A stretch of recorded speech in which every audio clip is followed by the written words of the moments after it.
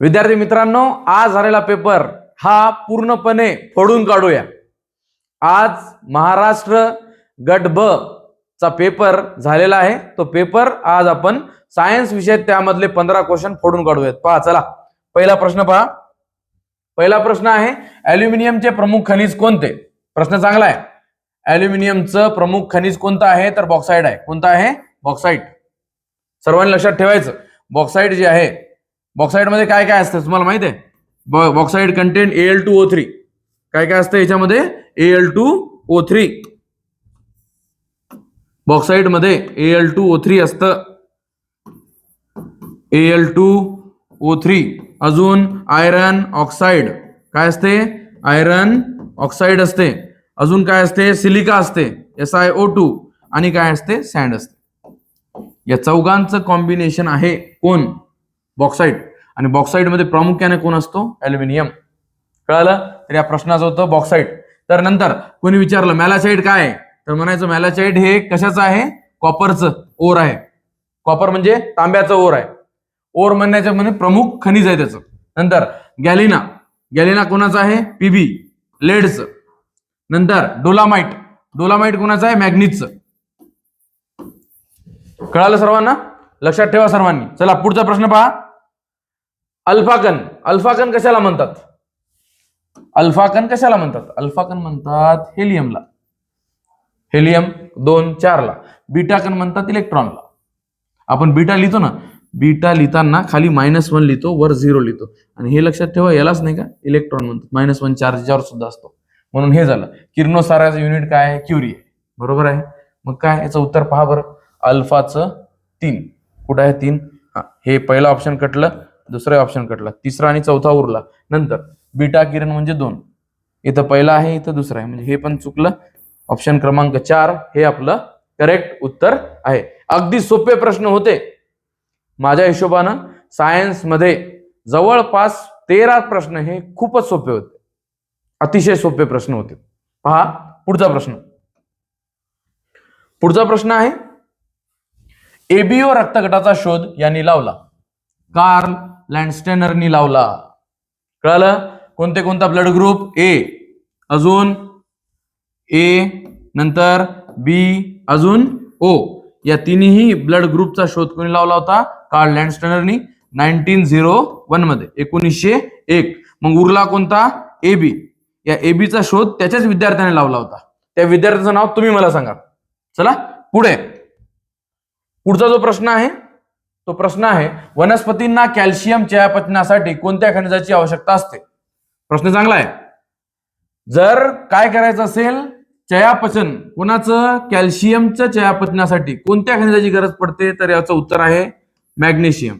Magnesium शिवाय कॅल्शियमचं चयापचन होऊ शकत नाही। महत्वाचा प्रश्न होता हा, सुद्धा सोपा प्रश्न आहे। पुढचा प्रश्न, जागतिक मधुमेह दिन कधी होता? सोपा प्रश्न आहे, अगदी सोपा। आपण सगळेच ऑप्शन पाहूया।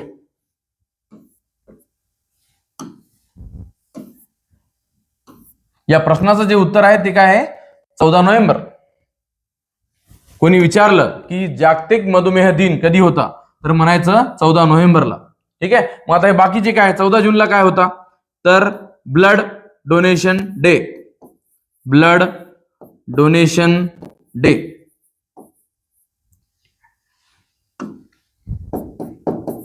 डोनेशन डे म्हणजे रक्तदान दिन। रक्तदान दिवस, जागतिक रक्तदान दिवस कधी होता? 14 जूनला। 29 सप्टेंबरला काय होतं? 7 एप्रिल पाहून घ्या पहिले। काय? जागतिक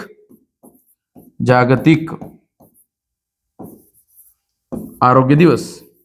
आरोग्य दिवस, जागतिक आरोग्य दिवस कधी? 7 एप्रिलला। 29 सप्टेंबरला जागतिक हृदय दिवस। जागतिक हृदय दिवस, वर्ल्ड हार्ट डे। सगळ्यांनी लक्षात ठेव जा। कळालं? तर या प्रश्नाचं जे उत्तर होतं ते पर्याय क्रमांक 4 14 नोव्हेंबर होतं। चला पुढे पहा। पुढचा प्रश्न आहे, या जीवनसत्वामुळे रक्त साकळण्यास किंवा गोठण्यास मदत होते. पहा, रक्तामध्ये एक फॅक्टर राहतो, त्याला आपण प्लॅटलेट्स म्हणतो. प्लॅटलेट्स आणि त्यासोबत एक फॅक्टर आहे, एक विटॅमिन आहे, ज्या विटॅमिनचं नाव आहे विटॅमिन के. हा रक्त गोठण्यास मदत करतो. कोणता विटॅमिन? विटॅमिन के. अजून बाकीचे दिलेले आहेत. पहा, एक महत्वाची गोष्ट, यामध्ये तुम्हाला 3 विटॅमिन्स दिलेले आहेत. पहा, कोणता आहेत? के आहे, ई आहे, डी आहे. हे जे आहेत के, ई आणि डी, हे फॅट सोल्युबल आहेत. कसे आहेत? Fat soluble. मेदामध्ये विरघळणारे आहे ते, बरोबर आहे. आणि जो सी आहे इथे देऊन, तो कशामध्ये? पाण्यामध्ये विरघळणारा आहे. पाण्यामध्ये विरघळणारा कोण आहे? Vitamin C. विटॅमिन सी चं नाव काय आहे? Ascorbic acid.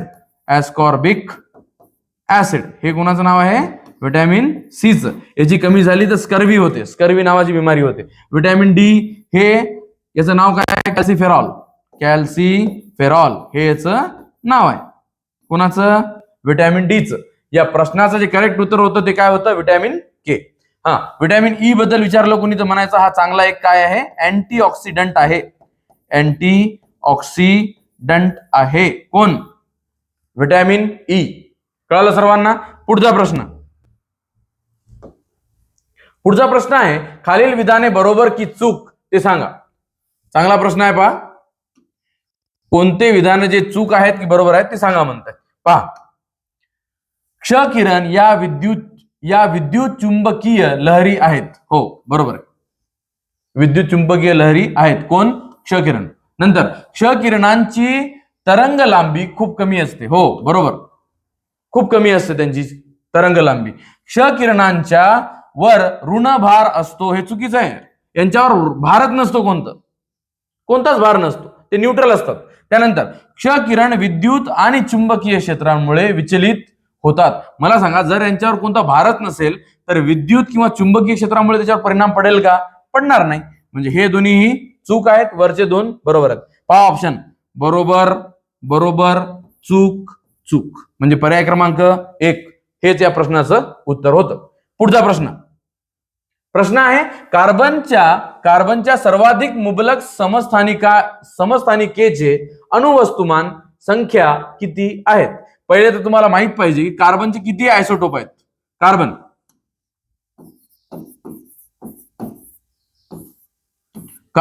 कार्बनचे 3 समस्थानिके आहेत. पहा, एक आहे कार्बन 12, दुसरा आहे कार्बन 13 आणि तिसरा आहे कार्बन 14. असे किती आहेत? 3 समस्थानिके आहेत. कोणाचे? कार्बनचे. कोणते बोला?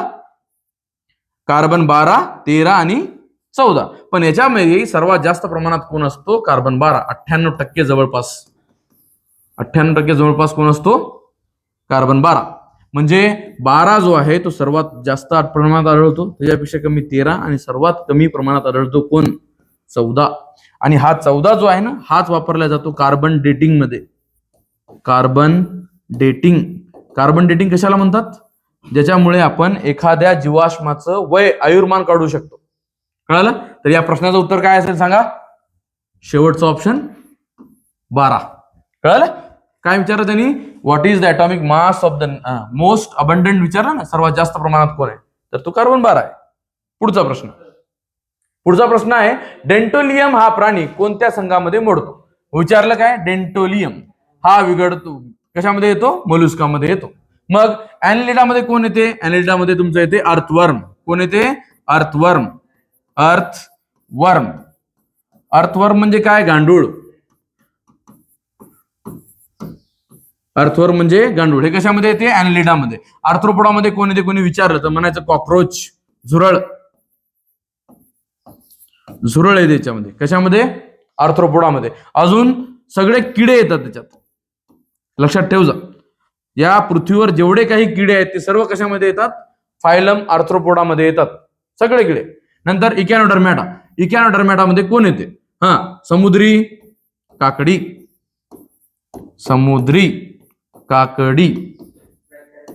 समुद्री काकडी, त्यानंतर तारा मासा, सी अर्चिन, हे तारा मासेला आपण स्टारफिश म्हणतो, स्टारफिश. त्यानंतर समुद्री काकडी म्हणजे सी कुकुंबर, कळलं? हे यांचे नाव आहेत, सी कुकुंबर. सर्वांबद्दल माहिती असणं गरजेचं आहे विद्यार्थी मित्रांनो. चला पुढचा प्रश्न पाहूया. पुढचा प्रश्न आहे, अप्रकट विलयन उष्मा म्हणजे काय? सोपा प्रश्न आहे. यालाच इंग्लिशमध्ये म्हणतात लॅटंट हीट ऑफ फ्युजन. इथे शब्द आला बघा, फ्युजन. फ्युजन म्हणजे सरळ सरळ तुमच्या दिमागात आलं पाहिजे की सॉलिडचं रूपांतर लिक्विडमध्ये होणार.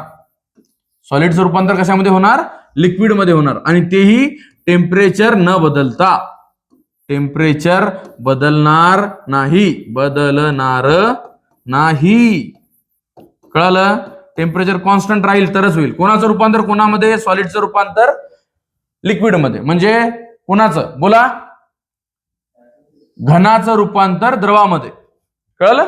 म्हणजे पर्याय क्रमांक 3 या प्रश्नाचं करेक्ट उत्तर आहे. कशाला म्हणतात लॅटेंट हीट ऑफ फ्युजन?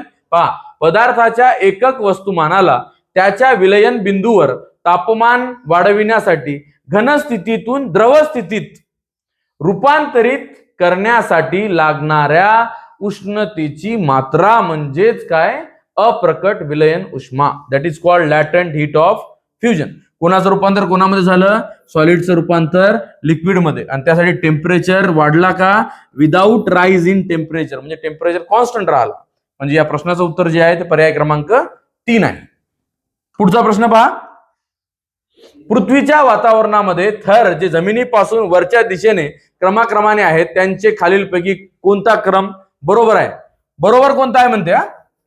लक्ष द्या सर्वांनी. बरोबर कोणता आहे पहा. स्थितांबर पहिले ते का चुकलेलं आहे, मध्यमभर नाहीयेत, उष्णांबर पहिले नाहीयेत, म्हणजे हे तिन्ही प्रकार जे आहेत ते चुकलेले आहेत. म्हणजे बरोबर कोणता असेल? मग चौथंच. तपांबर पहिले, त्यानंतर स्थितांबर, त्यानंतर मध्यमभर आणि नंतर उष्मांबर. कळलं? याला इंग्लिशमध्ये पहा. सगळ्यात पहिले येतो ट्रोपोस्फियर, त्यानंतर स्ट्रॅटोस्फियर, त्यानंतर मिझोस्फियर आणि नंतर येतो थर्मोस्फियर. म्हणजे पर्याय क्रमांक 4 हे या प्रश्नाचं करेक्ट उत्तर आहे. पुढचा प्रश्न पहा.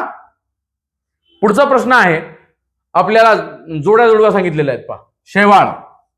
शैवाळ दिला, याच्यापैकी कोण आहे? सायकस आहे, लायकोपोडियम आहे, फ्युनॅरिया आहे का कालेमॅडोमोनास आहे?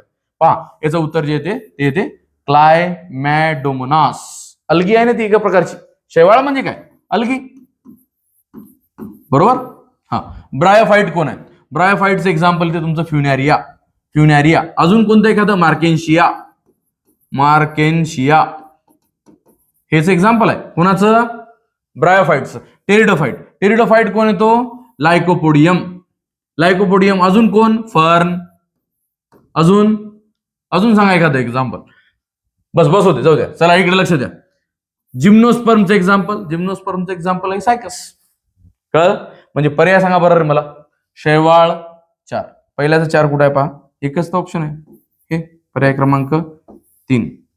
नंतर दुसऱ्याचं 3 बरोबर, तिसऱ्याचं 2 बरोबर आणि चौथ्याचं 1 बरोबर. म्हणजे पर्याय क्रमांक 3 हे या प्रश्नाचं उत्तर आहे.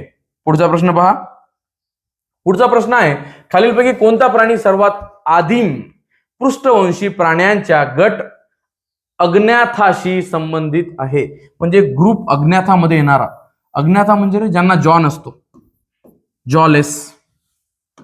आपण इंग्लिशमध्ये काय म्हणतो त्यांना? जॉलेस म्हणजे जबडा नसणारे, ज्यांना काय नसतो? जबडा नसतो, अज्ञाथा. आणि याच्यामध्ये येतं कोण? याच्यामध्ये फक्त 2च येतात. कोणते? एक येतं हॅगफिश, एक काय येतं?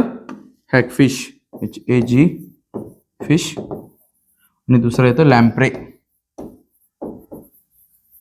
ठीक आहे. पहा बरं याच्यामध्ये कुठे दिसते का? येस, पेट्रोमायझॉनलाच काय म्हणतात? लॅम्प्रे. म्हणजे पर्याय क्रमांक 3 हे या प्रश्नाचं उत्तर आहे. पुढचा प्रश्न. संपूर्ण झाडाची वाढ खुंटणे, पानाचा गडद हिरवा रंग. हे बघा रे, पहिले काय आहे? झाडाची वाढ काय होते? खुंटते. नंतर पानाचा गडद हिरवा रंग, ज्यात विकृत आणि मृत ऊतींचे लहान भाग असतात, हे फॉस्फरसच्या कमतरतेचे लक्षण कोणते लक्षण आहे, तर यालाच म्हणतात नेक्रोटिक स्पॉट.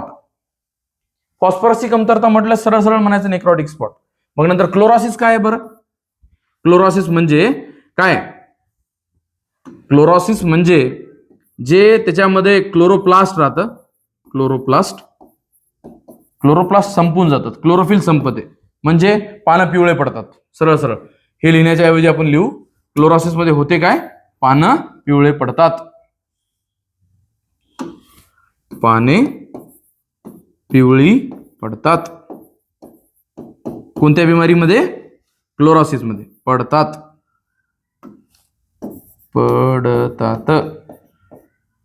कळालं? त्यानंतर विल्टिंग, जर पाणी कमी मिळालं प्लांट्सला, झाडांना जर पाणी कमी प्रमाणात मिळालं,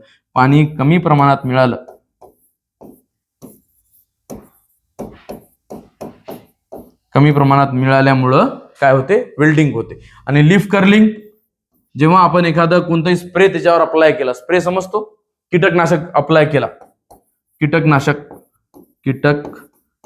त्याच्यावर फवारला, ठीक आहे, किंवा त्याच्यावर कोणती बिमारी आली तरच काय होतं? लीफ कर्लिंग होतं. कळालं? तर असे शेवटचा प्रश्न आता आहे, कॅटफिशच्या अनेक प्रजातींमध्ये मिशांसारख्या प्रक्षेपणांवर रुचिज्ञान कलिका असतात ज्या अन्न शोधण्यास मदत करतात. त्या प्रक्षेपणांना काय म्हणतात? या प्रश्नाचं उत्तर आहे बार्बेल. कळालं? हाच एक प्रश्न थोडाफार वेगळा होता, जो थोडा अवघड प्रमाणात होता. बाकीचे जे पूर्ण 14 प्रश्न होते ते एकदम सोप्या प्रमाणात होते. कळालं? अवघड या पेपरमध्ये मला काही वाटलं नाही, सायन्समध्ये तरी. कळालं? तर धन्यवाद विद्यार्थी मित्रांनो.